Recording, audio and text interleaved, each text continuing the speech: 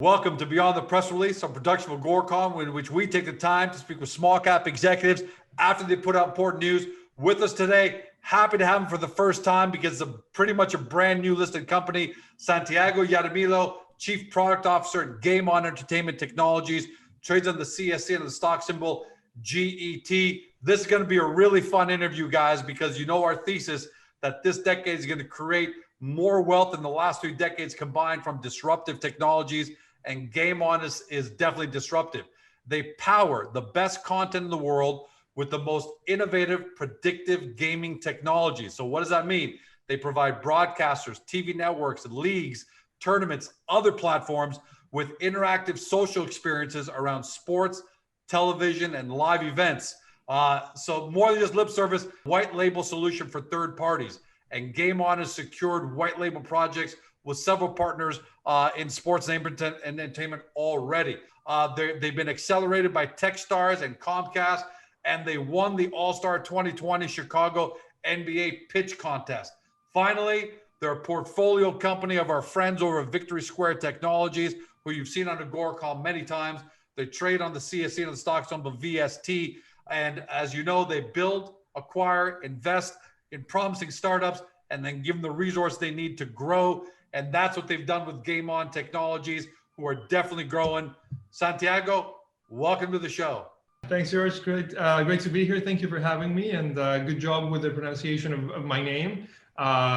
It doesn't always go that smoothly, so yeah, good job. I'm Greek, so it makes it a little bit easier to do it.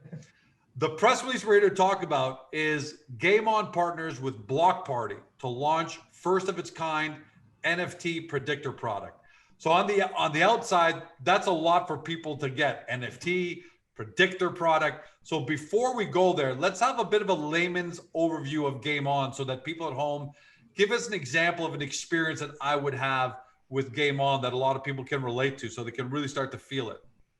Yeah, I think the way to think about it in terms of what we do more generally is, I think you said it in your introduction, right, where we empower the biggest and most watched sports and entertainment right owners with the world's most innovative predictive gaming technologies.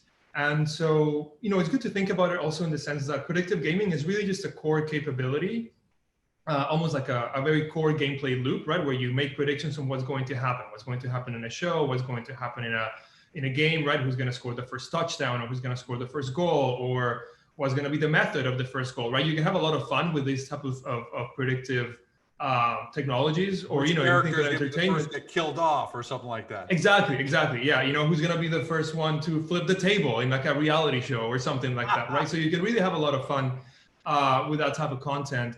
And what we've noticed, even years ago in previously in my career, was that these big IP holders, content holders, whether it's in entertainment or sport, they have a challenge today in still engaging their fans, right? Because fewer and fewer people are watching the content live. Fewer and fewer people, are maybe willing to watch a 90-minute soccer game, for example. Maybe they just go on YouTube and watch the highlights. Yep. So when you own all these rights, you're really looking for, okay, how can I engage fans? Not just by adding more value to the live experience, but how do I engage them even outside of the experience? And one of the ways that we think about gamifying, an IP's content is by having this predictive gaming with a lot of meta layers around it that obviously we bring.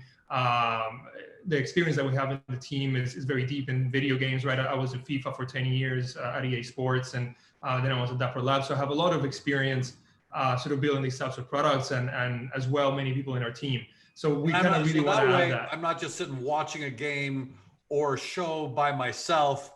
I've got a reason, says I've got a couple buddies on, I've got a couple family members on, and we're actually playing while we're watching. So you're increasing that engagement again, because some of these guys starting to lose the engagement, correct? Yeah, I mean, you think about, people want to be more than just passive fans, right? They want to just be more than just whoever's on the other side of the TV screen. What they want is to feel like they're part of the experience, right? And whether that is with having some sort of agency, some sort of voice, right? Which is almost what you gain by going to a stadium, for example. They do want to feel like they participate in something larger than just the sort of live, product of the content itself. And so that's why, we think of, for example, fantasy sports, right? So fantasy sports, as we all know, is a very big industry, especially here in North America. And the reason people play those and they're so popular is not because maybe they win $10 or $100 if they win the whole office pool. It's because of what it feels like to go to the office the day you win it and walk around the office when everyone knows that you won it, right? It's all about the bragging rights. It's all about all these kind of social dynamics of competition around status, that has to do with that content that everyone has a shared kind of common understanding and passion for, whether it's entertainment or sports. But by the way, there are prizes as well, right? It's free play. So me and a bunch of buddies can be watching the Dallas Cowboys game or a show, and we're playing for free, but there are prizes that are awarded to us. So there is some benefit there in addition to the bragging rights. Yeah, we did that already in sort of our sandbox app that we've had for a while, where we just kind of test some features. But really our focus now from a business perspective is on the B2B side, right? So we want to partner with the biggest IP holders in the world, and absolutely there are prizes, right? So we can have this prediction mechanic where even before we get into the NFT side of things, you could definitely have, if you compete for the leaderboard, if you're in the top of the leaderboard, you get a money can't buy pricing. Maybe you get to meet an athlete, or you get tickets to a game, or you get some sort of recognition. Maybe you show up in a jumbotron at the end of the game or something like that. There's lots of ways to kind of ideate with the different content holders and how they want to reward fans. But I think it's important to kind of realize that often what you see in predictor games is or in fantasy games is fantasy sports games is too focused on their rewards, right? It's too focused on, okay, what can I sort of extract from this experience if I go in, right? So even though it's free to play, what can I extract from it that has some sort of monetary value? And what we're focusing on is that can be sort of a cherry on top, but really it should be all about the experience itself, right? And that's why I'm talking about things like status and recognition and bragging rights, user progression, meta layers, in terms of features that go on top of that kind of core gameplay loop that I talked about in terms of prediction. It's all of those things that really hook you, or those are the things that really engage you, right? And that is much more valuable than almost any sort of prize that you can get on the other side. Yeah, for sure, because you want to have that fun, engaging experience, and if you win a few bucks or a $10 mug or something like that, great. But it really is about, I want to have fun right now on my phone or on my TV app or whatever the case is. All right, so we got that. Yep. What is an NFT predictor product? Because that requires a little explanation there, and then we'll go a little deeper into why you're going this route. Yeah, so I think it's important then to kind of back up in terms of the NFT sort of business in general, right? So we've seen NFTs blow up in 2021. We've seen so many successful products, a lot of money being spent on NFTs.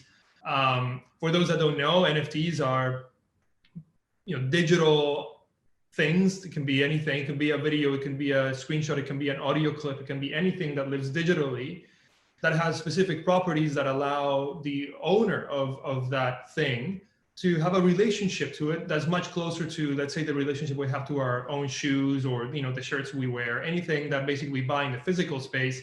So it's really changing the way we relate to items in the digital space. And one of the places where it's been very successful is in sort of the collectibles market, right? So how you use NFTs to basically reimagine the experience of collecting in the digital space, where so many people now live a lot of their lives digitally, right? Their persona exists in social media and so on. A lot of the things they consume are digital. So it makes sense. Somebody bought the first ever tweet, right? Jack Dorsey, the first ever Jack Dorsey tweet, if I remember, was sold for about $2.5 or $3.5 million. So somebody has that as a digital collectible now. And I know a lot of people in the real world say that sounds stupid, but we said the same thing about internet. Then we said first the same thing about e-commerce. Then we started saying the same thing about about cryptocurrency. So I wouldn't, if you're watching and you're a bit of an old school guy or gal, don't knock this, because it won't be the first time the market's proven the masses wrong. But yeah, go on with that. Yeah, because I just want to give a real world example. Yeah, and that's a great example because it's also very digital native, right? So it's something that has to do with the history of the internet itself, right? The history of social media.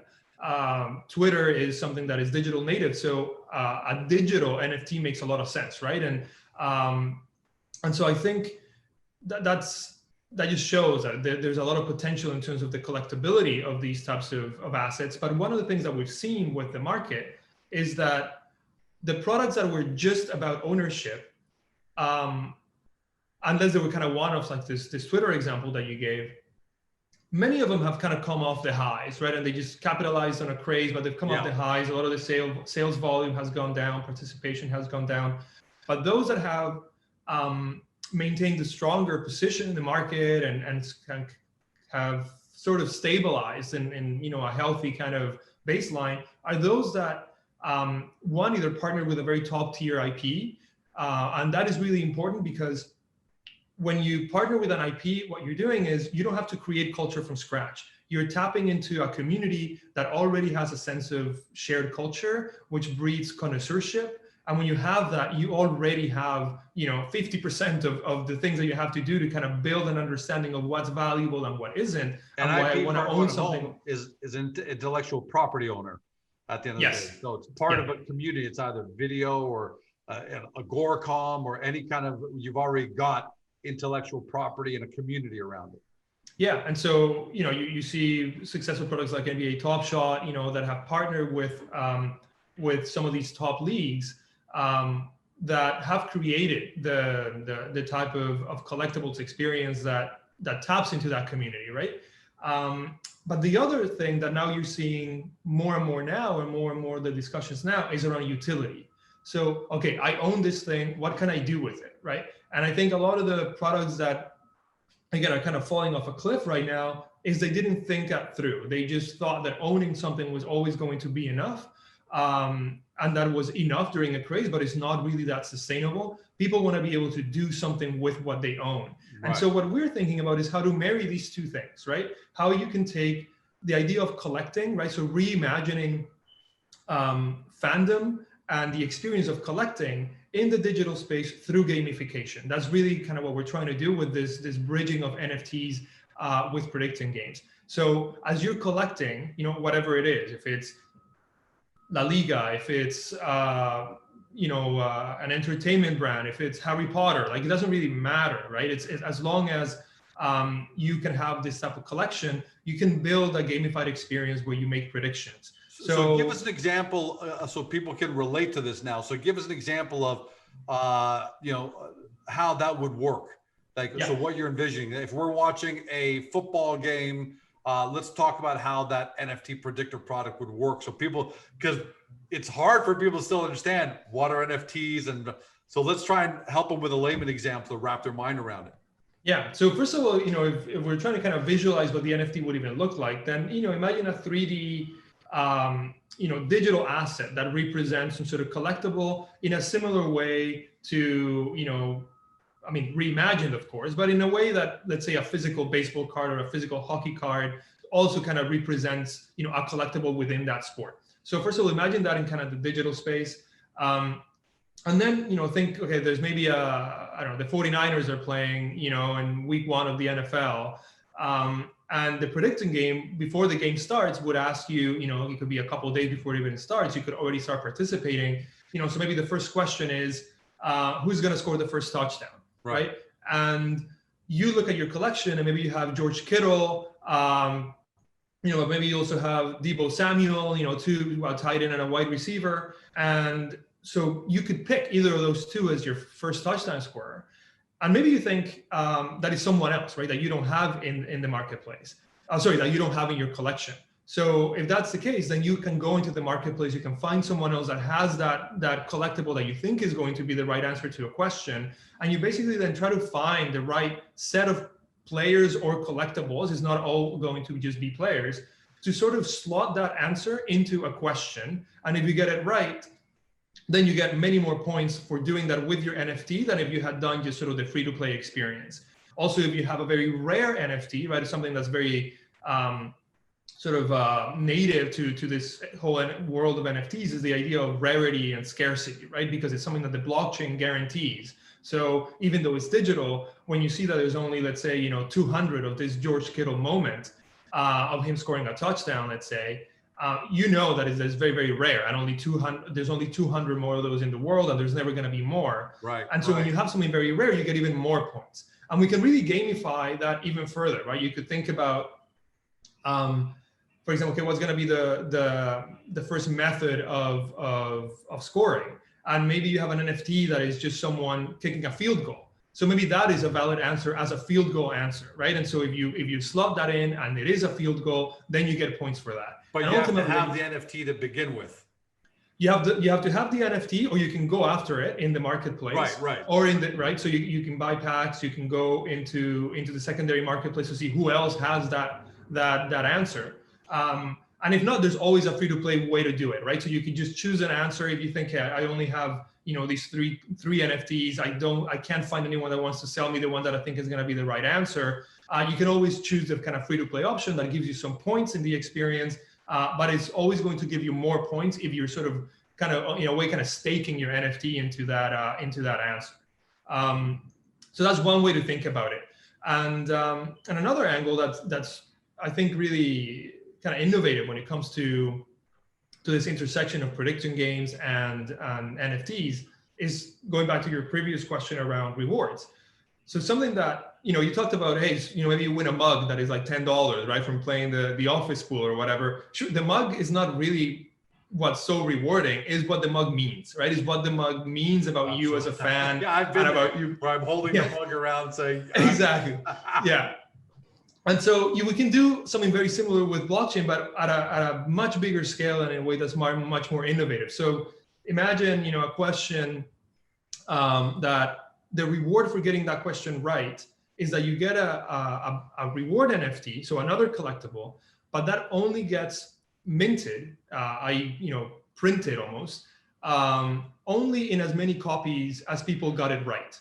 So if you pick something very obscure, right, like maybe, I don't know, a defensive score, let's say. Yeah, if you pick the first score of the game is a safety. Exactly. In the end, only 5 people guessed that, so there are only 5 of those that exist. Period.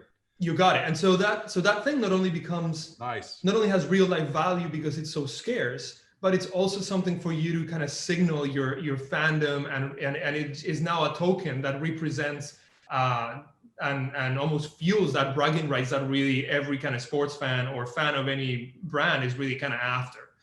So we're really playing with all of those mechanics to bridge those two worlds together. All right, so let's talk about the business side now. Okay, so great product.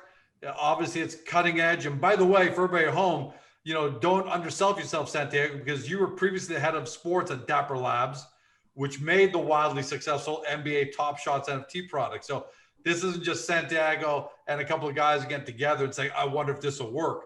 You guys, you've had experience. So let's talk from the business side now. Who would be most interested in products like this? And who are you going after? Is it sports, entertainment? And if you've gone after, and you can't maybe talk to us about who you've talked to, what kind of response have you received? If it's not too early yet, do you have any kind of response from potential customers?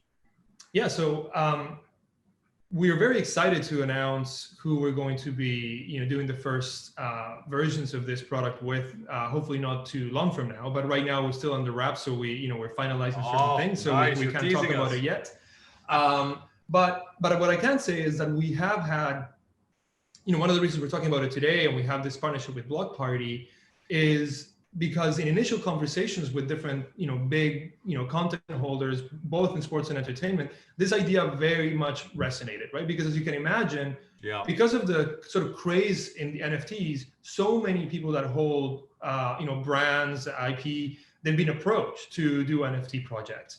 And what everyone's worried about is, well, I don't want to just be, I don't want to just start minting things with my brand and become almost like a cash grab. I want to do something that really engages fans. So everyone's looking at how do we create NFTs and create a collectibles experience, but how do we complement that with something that is truly engaging and is gamified? And so that's really the angle that I took when we started thinking about this, with the GameOn team. obviously my background is primarily in video games, right? So the way I think about all these things is, how do you gamify this experience? How do you take something like NFTs? How do you bridge it with or connect it with the brand that has a community? But how do you add all the features that really make it compelling? And so it was in kind of coming up with that recipe that a lot of people started resonating with, that gives us the confidence to explore it a little bit further, create some of the UX flow, some of the screens, and start pitching it more concretely. And so far it's been very well received. And that's much more attractive than just, hey, here, I want to sell this clip of Troy Aikman throwing a touchdown pass to Jay Novacek or something like that. That's what a lot of people were doing at first, right? I'll just sell this clip and see if somebody will buy it because there's a craze, but then there's not really much to it after that, right? Whereas you're making it interactive and gamifying. I love that. I think that's genius. I want to talk to you about partnerships. Obviously going to be very important in this, because you've already said it. You want to IP holders, right? You want to go after entertainment, sports, and so on and so forth, video games.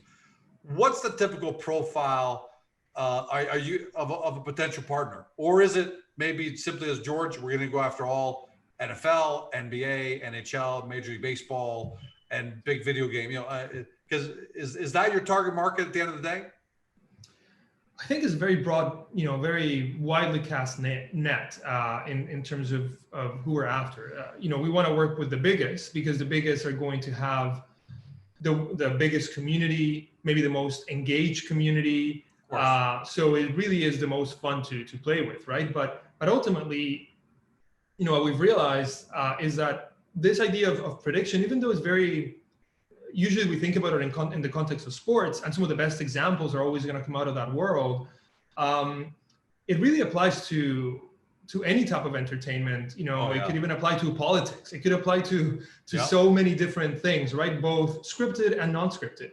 I think unscripted is probably the first frontier, right? Where a reality show, for example, is a very good sort of testing ground for this type of technology and this type of gamified experience, because it almost resembles sports in that sense. But I think you mentioned it earlier in the interview, where like when we watch even something that is scripted, and let's say it's a show about a crime that has been committed. How about Game from of the Thrones, first minute? Game of Thrones is if this came out when Game of Thrones just started, everybody jump on this, because you can't predict who's going to die next and who's going to happen next. Right? Exactly. So there's so many ways. Incredibly fun.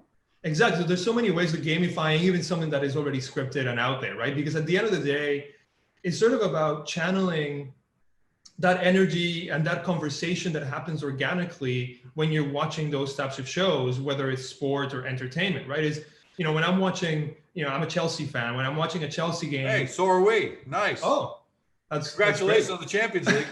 I know that was a great moment for the team. It's been it was amazing. A very young team, great new coach. What a turnaround that season. But when I'm watching it, and I'm watching it at home, I want to, something happens, a substitution I don't like or something. What do I do? I go on Twitter, right? I do something. I go on my WhatsApp. Exactly what we do. Why did they put him in? Exactly. So there's something about, we don't want to just be passive viewers, and consumers of the content. We want to engage with it. And that's really what it's about, is how do we take people wanting to, going back to the Game of Thrones example, I think this person's going to get killed. Well, how do you gamify that, right? How do you get rewards if you get that right? How do you go up a leaderboard if you get that right? How do you get penalized when you get it wrong, right? Exactly. So I think all of that is really fun for us to think about, and I think it has a lot of potential. So obviously it sounds like you're going to be announcing somewhere in the near future, and response so far early has been pretty positive. That's the most important part. As an investor, I never even you, right? As the product officer, it's really important. But you're happy with the feedback you're getting from the IP holders that you've already reached out to. Yeah, it's been very positive.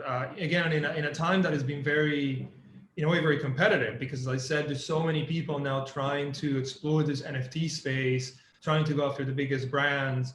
And so really it's a time where, you're going to see a lot of things kind of fall off the cliff, and some of the winning ideas really capitalize on, I think, what is the true potential of NFTs and the gamification of that technology.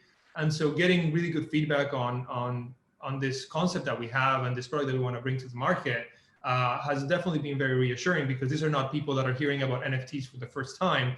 They've been approached by many others. So They're bombarded by rich quick schemes that we can sell some NFTs and make $1 million. And serious brands don't want to do that. They don't want to do that. Yeah. Last question, to see how serious you're taking this, you recently hired Ryan Nowak as VP of Partnerships. And again, he's a heavyweight. He has a background working with Madison Square Garden, the New York Knicks, and the New York Rangers. So what kind of Rolodex does he bring to the table, and who's he going to be going after? Because it sounds like he's a sports guy. Yeah, I mean, we're, like I said, we're going after, our hit list of who we want to go after it really definitely expands sports. But Ryan's a great guy. He already hit the ground running, and is getting us into a lot of conversations that we're very excited to pursue. So it's an exciting time for us at GameOn. We're hiring and growing the team quite quickly, because the more these products really pique the interest of big content holders, brands, and again, both in sports and entertainment, then the more we need to scale to be able to bring those to market and execute effectively. And Ryan is going to be key in getting that pipeline full of some of the best names out there for us to partner with. All right. Well, we're looking forward to it, because this is exciting. This is where the world is going. People no longer want to be sitting on couches one way, feed me information. They want to engage. They want to interact. They want it to be fun. They want to challenge their friends and family. And they even want to win a couple of prizes. So you guys are definitely on the cutting edge. Santiago, thanks so much for joining us today. Can't wait to have you back, especially when you guys announce your first partner, because it sounds like that's not too far away. And good luck until then. Yeah, I would love to. Thank you for having me. It was a really interesting conversation, and very, made me think more and more about my product, just hearing you talk about it and what gets you excited. So I really enjoyed it. Thank you. Hey, great. Well, listen, if you want to throw me a product development consulting fee for providing great ideas, feel free. Pay me in shares, because I love the future of the company. So, send me 5 shares, as this great big contribution I made. But no, glad to be a part of it, man. Can't wait to have you back. Thanks, George. My pleasure. For everybody at home, you've been watching or you've been listening by podcast on Spotify, Google, Apple, your favorite podcast platform. To Santiago Yaramillo, he's Chief Product Officer at GameOn Entertainment Technologies. Trades on the CSC and the stock symbol GET, GET. You can see it again right above Santiago. For those of you who knew the story, it's going to be a lot of you, because it's newly listed, okay? It's only a couple of months old. So a lot of people just starting to find out about it. 2 ways to do your due diligence. First, get to Agoracom, get to the profile page of the company, because listen, this is new technology, brand new vertical, brand new everything here. And that's what we love about it, to get a good overview of what the company's doing. And then head over to the company's website, do a deeper dive due diligence to really get a feeling of what's going on. But guys, we've said it. I'm going to say it again. This decade is going to create 3 times more wealth out of disruptive technologies than the last 3 decades combined. And the world of sports, entertainment, broadcasting platforms are all going to change. They're going to become even more interactive. And GameOn Entertainment is at the tip of the spear. Where you had to decide is, are they going to be a winner in this space? And you can only do that by doing your due diligence. Thanks for joining us. Have a great day. See you next time. Hey guys, this video is over, but don't forget to help your company by liking it and even leaving a comment below. And then don't forget to help yourself by subscribing to our channel and never missing another great Agoracom small cap video.